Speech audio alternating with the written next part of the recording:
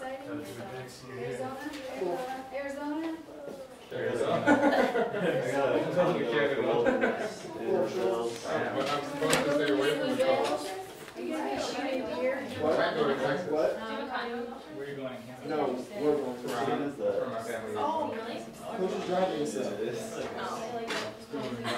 My mom had to make me drive, so I could do that. I have a condo down there. 12-hour drive there. Wednesday, I'm going Wednesday. Okay, let's do it. 10 minutes up.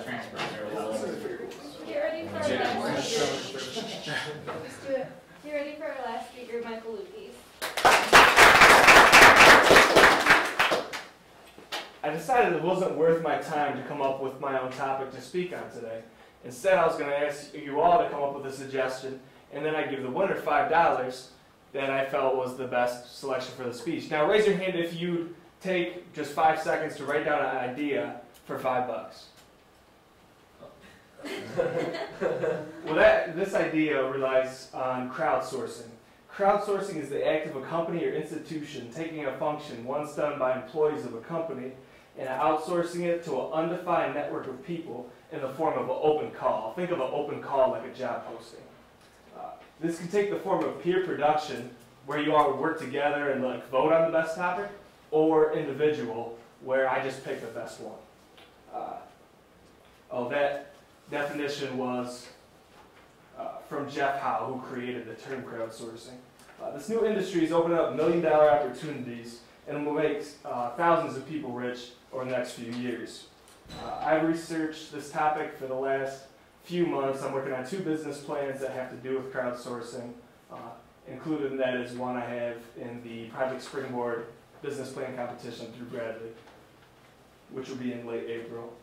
Through the speech, I'll discuss how crowdsourcing works, the benefits of crowdsourcing, and also when it doesn't work. First, I'll discuss how crowdsourcing works. To figure out how something works, let's look at how it first started. In the December 2009 article, Ideas of the Decade, which crowdsourcing was one of the ideas of the decade, the phenomenon, it stated, the phenomenon started in 2000 with small companies like Jones Soda, who used polls on their websites to get information about what everybody thought about their flavors, thought of new flavors, and took those ideas into consideration. It wasn't long until the big companies caught on.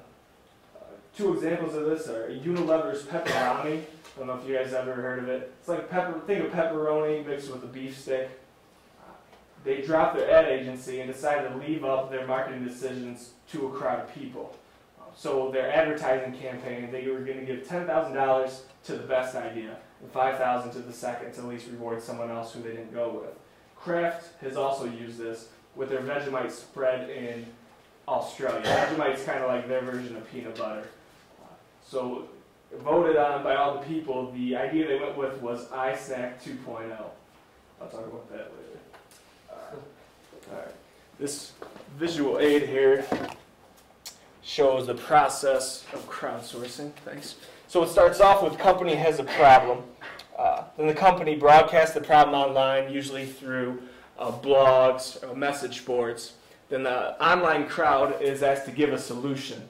So usually they give a solution because the company offers a prize reward. The crowd submits the solutions.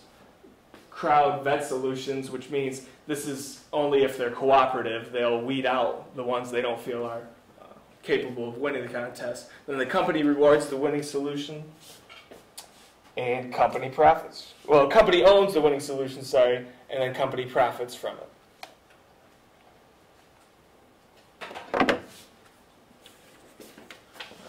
Companies like Procter & Gamble, Starbucks, Dell, Best Buy, and Nike have all started using crowdsourcing techniques. Starbucks, within 14 months of starting this, got 17,000 ideas for different types of coffees that people suggested they start having. Now we'll cover some of the benefits of crowdsourcing. According to an October 2009 Brand Week article, collaboration, which is crowd working as a community, gives brands access to unique ideas and helps them acquire more meaningful brand relationships. Because if you help with the product, you'll feel more a part of that company. Crowdsourcing benefits the crowd through letting them interact and have an active contribution in the company's product. they're more likely to purchase in that case as well. It also saves companies millions of dollars. Like in the case of Unilever's pepperoni, I think it saved them something like $15 million just for giving somebody $10,000 to come up with the ad campaign instead of having their own advertising agency.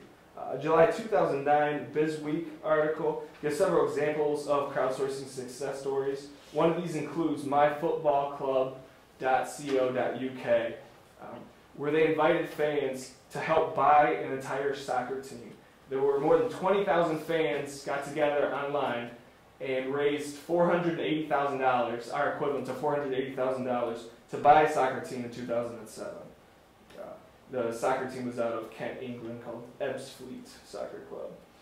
Fans decide the roster, who starts each game, and even the company that goes on their jerseys. Basically, the fans can decide on everything the team does, which is pretty cool. Although crowdsourcing can work, many times it doesn't. Take my previous example of Kraft's Vegemite spread, which was iSnack 2.0. It was an epic disaster. Got made fun of all over the internet, and within 4 days of launching the product, they had to change the name because it was that bad. In an article titled "Crowdsourcing is Broken, How to Fix It," they give two major problems interfering with this practice. The first is that most people are working for free. This is a big problem, just people giving their time and not getting anything for it. And due to this, professionals and experts in each area, like if I was to do it about something in the music industry, all the professionals wouldn't submit because they don't want to work for free. They get paid already. All right, in conclusion, I discussed the ways that crowdsourcing started, benefits, and when it doesn't work. Although the name of this process may be unfamiliar to many of you, within the next 5-10 years, all of you will probably hear of it. This developing industry, like I said before, is opening up millions of opportunities. So when you see me on the cover of Forbes magazine for developing the next $1 million company, you know why. Thanks.